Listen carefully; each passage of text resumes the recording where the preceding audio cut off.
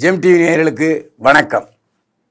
நேயர்களே, இப்போது நாம் பார்க்க போவது இன்ஃபினிட்டி படத்தின் திரை விமர்சனம். ஹலோ, ஜெட்ரோல் போலீஸ் ஸ்டேஷன்.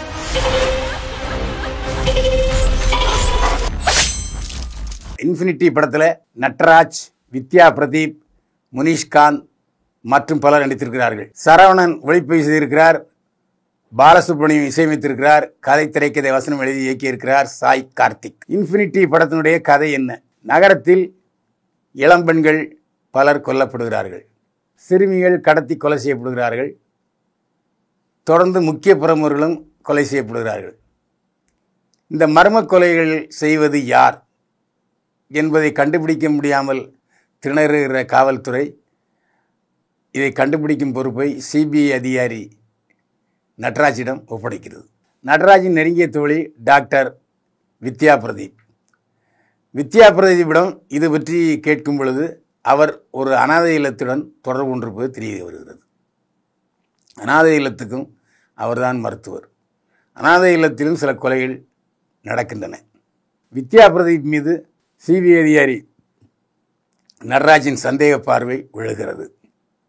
ஆனால் கொலையாளி வித்யா பிரதீப்பா அல்லது வேறு ஒருவரா என்பதை பல்வேறு சிரமங்களுக்கிடையிலே, சோதனைகளுக்கு இடையிலே சிபிஐ அதிகாரி நட்ராஜ் கண்டுபிடிக்கிறார். இதுதான் இன்ஃபினிட்டி படத்தினுடைய கதை. பெரும்பாலான கட்டங்களில், ஏன் எல்லா கட்டங்களிலும் கூட நட்ராஜ் சிவில் ட்ரெஸ்லாம் வர்றாரு. அந்த சிபிஐ அதிகாரிக்குரிய தோரணை, கெத்து எல்லாம் அவருடன் 100% பொருந்தி இருக்கிறது. அந்த விசாரணை வளையத்துக்குள் ஒவ்வொருவராக கொண்டு வருவது, கண்டுபிடிக்க முடியாமல் திணறுவது, சந்தேக பார்வையை கண்டவர்கள் மீது வீசுவது போன்ற ஸ்டைலிஷான சிபிஐ அதிகாரியாக நட்ராஜ் முத்திரை வைத்திருக்கிறார் என்று சொல்ல வேண்டும். வித்யா பிரதீப் அழகான பெண், அழகான டாக்டர். அவருடைய மென்மையான முகம், அழகான முகம் ஒரு 2 காட்சிகளுக்கு அப்புறம் பகீர் என்று ஆகிறது. இவரா இப்படி, ஒரு மருத்துவரா இப்படி என்று கேட்கிற அளவுக்கு வித்யா பிரதீப் வில்லியாக மாறி ரணகாலம் புரிகிறார். ஏன், சண்டிராணி போல சண்டையும் போடுகிறார் வித்யா பிரதீப். முனிஷ்காந்த் காவல்துறை ஏட்டா வர்றார். வந்தால் பல இடங்களில் கலகலப்பு. தண்ணியை போட்டுட்டு போகிற அவர் பண்ணுற அலம்புருக்க தாழ முடியாது. அங்கே இன்ஸ்பெக்டர் செத்து போகிறாரு. இன்ஸ்பெக்டர் செத்து போகிறாருன்னு சொல்லி சிபிஐ அதிகாரி தான் வீட்டு கூட்டு போகிறாரு. அங்கே போய் சிபிஐ அதிகாரியோட சேர்ந்து சாப்பிட்டுட்டு மட்டையாயிடுறாரு. அதுக்கப்புறம் கனவு காண்றாரு. சில இடங்களில் முனிஷ்காந்த் வருகிற காட்சிகள் அலப்பறையாக இருந்தாலும் சில காட்சிகள் கிச்சு கிச்சு மூட்டி கலகலப்பாகி விடுகிறது. சின்ன சின்ன அசைவுகளை கூட ரொம்ப நீளமாக படமாக்கியிருக்காரு சரவணன் ஸ்ரீ. இந்த படத்தில் சேசிங் காட்சிகள்னு சொல்லி கார் போகிறது, வர்றது, திரும்ப கார் போகிறது, போலீஸ் இது போகிறது, ஐயைய படம் முழுக்க ட்ரோன் ஷாட்டு தான். பொறுமையை சோதிக்கிற ட்ரோன் ஷாட்டுகளை பயன்படுத்தியது ஏன் என்று சரவணன் ஸ்ரீ ஒளிப்பதிவாளரை கேட்க தோன்றுகிறது. படத்தின் நீளத்தை இந்த ட்ரோன் ஷாட்டுகளை கட் பண்ணாலே நல்லா இருக்கும் போல இருக்குது. கார் என்ட்ரி, கார் எக்ஸிட்டு, என்ன தேவையில்லாமல்.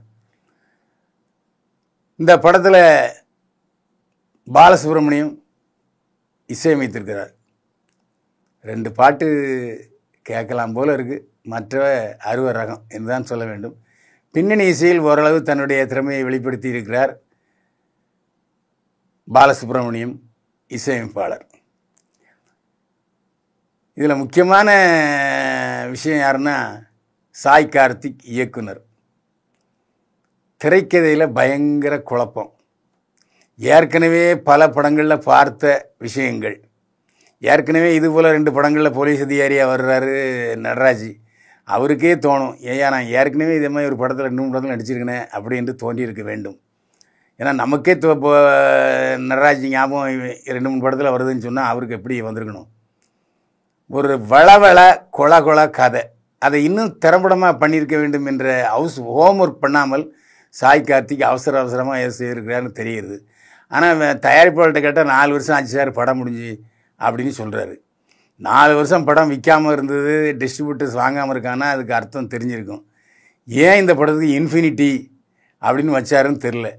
இன்ஃபினிட்டி டு போர், அதாவது அறுவையின் இன்ஃபினிட்டின்னு பண்ணிட்டாரா என்னமோ தெரில. படம் பயங்கர பொறுமையை சோதிக்குன்னா கொட்டாய் விட்டு பார்த்தா கூட இடையில பின்னணி இசை தூக்கி உட்கார வச்சுருது. அந்த அளவுக்கு கொஞ்சம் நீளமான அறுவையான காட்சிகள் அதிகம். திரையில் நம்ம ஏற்கனவே பார்த்த காட்சிகளையே திரும்ப திரும்ப பார்க்குறோமோ என்ற உணர்வு. ஒரு சஸ்பென்ஸும் இல்லை, த்ரில்லரும் இல்லை, ஒரு விருப்பம் இல்லை, பரபரப்பும் இல்லை. அதற்கு காரணம் வேறு யாரையும் குறை சொல்ல முடியாது, இயக்குனர் சாய் கார்த்திக்கை தான் சொல்ல வேண்டும். அவர் கொஞ்சம் ட்ரைனிங் எடுத்துக்கொண்டு பயிற்சி மேற்கொண்ட பின்னர் இந்த படத்தை தயாரித்திருந்தால் இன்னும் சிறப்பாக எடுத்திருப்பார் என்பதுதான் நம்முடைய கணிப்பு. இன்ஃபினிட்டி இதில் 2ஆம் பாகம் வேறு வருதான், ரொம்ப கஷ்டம்.